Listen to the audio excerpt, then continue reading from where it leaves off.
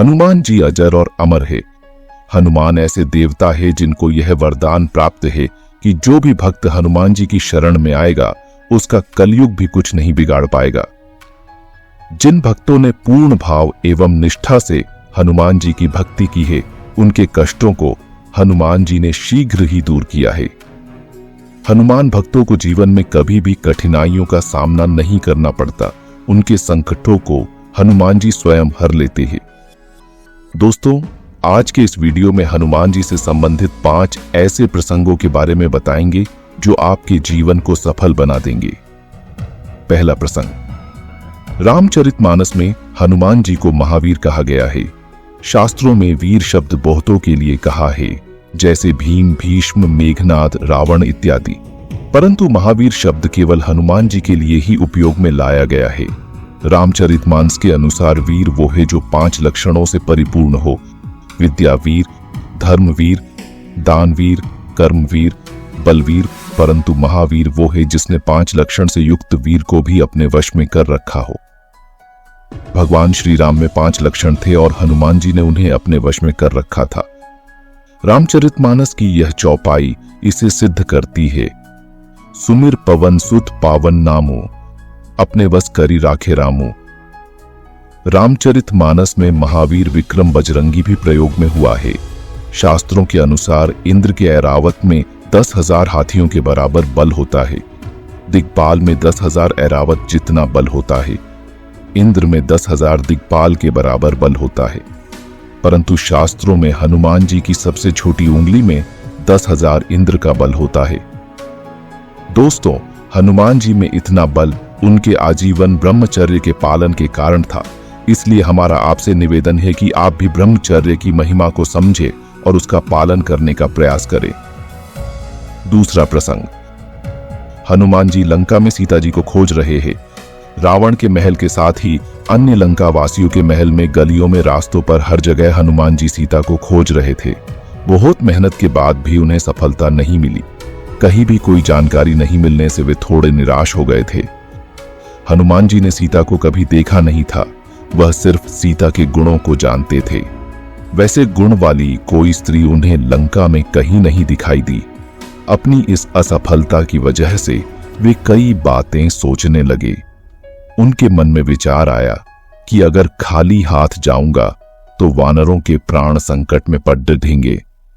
प्रभु श्री राम भी सीता के वियोग में प्राण त्याग देंगे और उनके साथ लक्ष्मण और भरत भी। बिना अपने स्वामी के अयोध्यावासी भी जी नहीं पाएंगे। बहुत के प्राणों पर संकट छा जाएगा। ये बातें सोचते हुए उनके मन में विचार आया कि मुझे एक बार फिर से खोज शुरू करनी चाहिए। ये विचार आते ही हनुमान जी फिर से एक नई ऊर्जा से भर गए। उन्होंने अब तक की अपनी लंका यात्रा की समीक्षा की और फिर नई योजना के साथ खोज शुरू की। हनुमान जी ने सोचा, अभी तक ऐसे स्थानों पर सीता को ढूंढा है जहां राक्षस निवास करते हैं।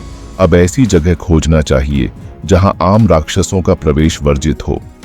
इसके बाद उन्होंने रावण के उद्यानों और उसके आसपास की जगह पर सीता की खोज शुरू कर दी।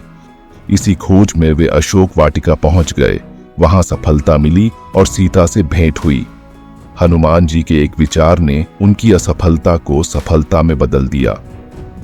दोस्तों, आज अधिकतर लोग किसी काम में असफल हो जाने से निराश हो जाते हैं।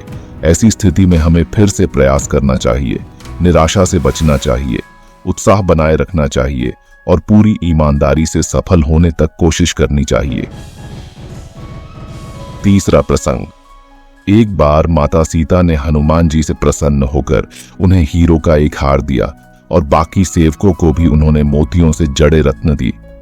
जब हनुमान जी ने हार को अपने हाथ में लिया, तब उन्होंने प्रत्येक हीरे को माला से अलग कर दिया और उन्हें चबा चबा कर जमीन पर फेंकने लगे।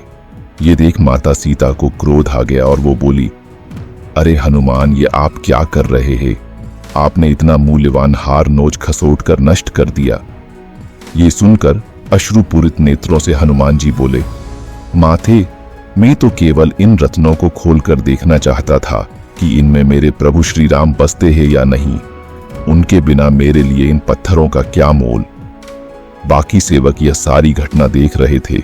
वे तुरंत ही हनुमान जी के पास आकर बोले कि हनुमान, यदि इन निर्जीव वस्तुओं में श्री राम नहीं है तो श्री राम कहाँ हैं? प्रभु श्री राम तो मेरे मन में बसते हैं। इतना कहकर उन्होंने अपनी छाती चीर डाली और माता सीता सहित सभी सेवकों को श्री राम जी के दर्शन हुए। दोस्तों, भगवान हम सभी के हृदय में विद्यमान में और उन्हें कहीं बाहर खोजने की आवश्यकता नहीं है। चौथा प्रसंग। एक बार माता सीता अपनी मांग में सिंदूर लगा रही थी। उनके पास में ही बैठे हनुमान जी उन्हें सिंदूर लगाते देख रहे थे। उन्होंने सीता माता से पूछा, माते, आपको हम हर रोज ऐसे सिंदूर लगाते देखते हैं, मांग में सिंदूर लगाने से क्या आशय है? सीता माता ने कहा, हनुमान, मैं अपने पति श्री राम के नाम का सिंदूर अपनी मांग में लगाती हूं ताकि उनकी उम्र बहुत लंबी हो। हनुमान जी सोच में पड़ गए और उन्होंने फौरन ही एक थाल सिंदूर लिया और अपने शरीर पर लगा लिया। उनका पूरा शरीर लाल सिंदूर के रंग में रंग चुका था। सीता माता ये सब देखकर हंसते हुए बोली, हनुमान, इसका क्या अभिप्राय है?